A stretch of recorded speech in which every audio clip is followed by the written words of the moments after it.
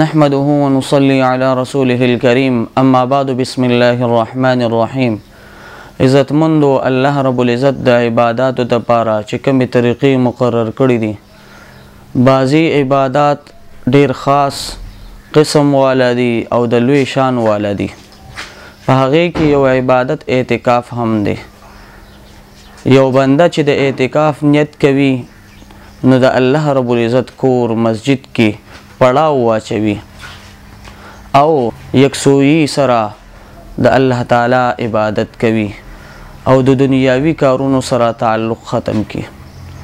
عزتمندو عطا خراسی رحمه الله تعالی فرمای د اعتکاف کوونکی مثال د هغه کس په شان کې دی چې د الله تعالی په در کې پړاو واچولو او وی یا الله چې سانه پورې ته زما مغفرت اونکړې دانه پورې به زه واپس نشم. عزتمندو رسول الله صلی الله علیه وسلم د رمضان المبارک د ټولې میاشتې اعتکاف هم کړی دی، د 20 ورځو هم کړی دی او 10 ورځو اعتکاف خو یې ډېر کړی دی.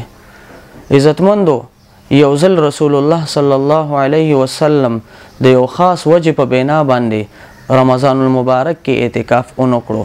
بیا چې کله شوال رالی نو شوال کې 10 روجې اونیوللې سره د اعتکاف، او یو بله موقع داسې وه چې هغه سفر په بنا باندې اعتکاف اونکړو. بیا بل راتلونکي رمضان کې د 20 ورځو اعتکاف وکړو. ابو سعید خدری رضی الله عنه نه روایت دی چې رسول الله صلی الله علیه وسلم د 1 رمضان المبارک نه راواله د 20 رمضان المبارک پورې اعتکاف وکړو.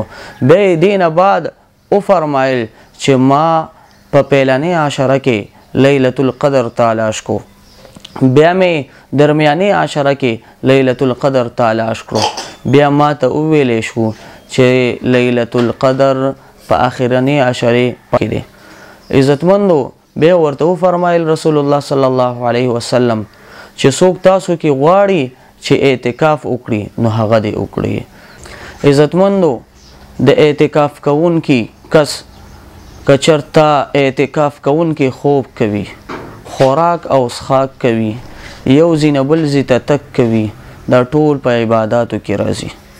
عزتمندو د سنت اعتکاف ډېر لوی فضیلت دی او د سنت اعتکاف یو حکمت دا هم دی چې لیلة القدر غونته کې شپې کې عبادات و توفیق الله رب العزت ورکي.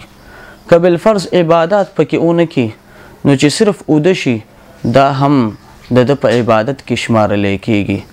او د اخري عشرې کې په تاک شپو کې کومه ورځ لیلة القدر ده دا خو یو مسلمان ته هم پته نشته دی، خو د دې د برکته که هغه صرف خوب هم وکي نو دا هم په عبادت کې راځي.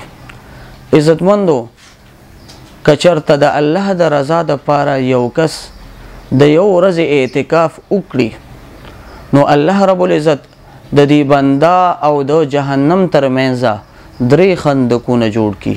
د هغې خندق او فاصله د ځمکې او د اسمان ترمنځ چې څانه دی نو د دې خندق به د هغې نه زیاته فاصله وي.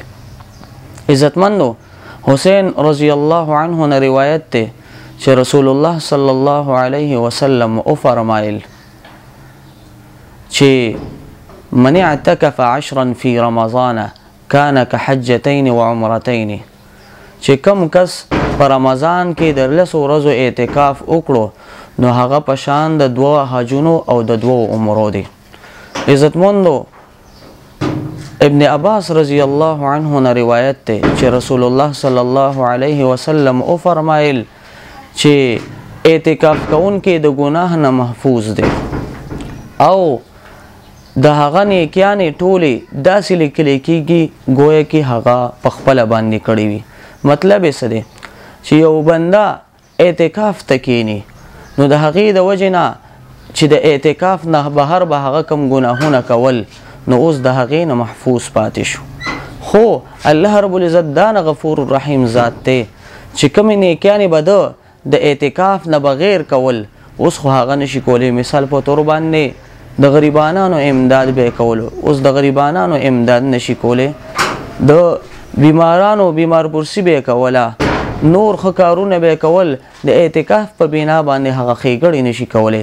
نو عزتمندو دی په اعتکاف کې دی او الله رب العزت بیا هم هغه نیکیانو بدل ورکوي چې د با کم د اعتکاف نه علاوه کول. نو عزتمندو مونږ له هم پکار دی چې د چا څه مجبوریانې نشته، مصروفیات نشته، نو هغه د اعتکاف ته کینی. که اعتکاف کې عبادات هم نه کوي، صرف خوب کوي او خلق نه په عذابوي، ګپونه نه لګي، نو بیا هم صرف عمدغه خوب هم په عبادات کې شمارلی کیږي. الله رب العزت ته په رمضان المبارک کې مونږ نه خاص قسم دغه عبادت چې اعتکاف ته د دې توفیق ته را نصیب کی او الله رب العزت ته زمونږ ټول ګناهونه معاف کی. واخر دعوانا ان الحمد لله رب العالمين.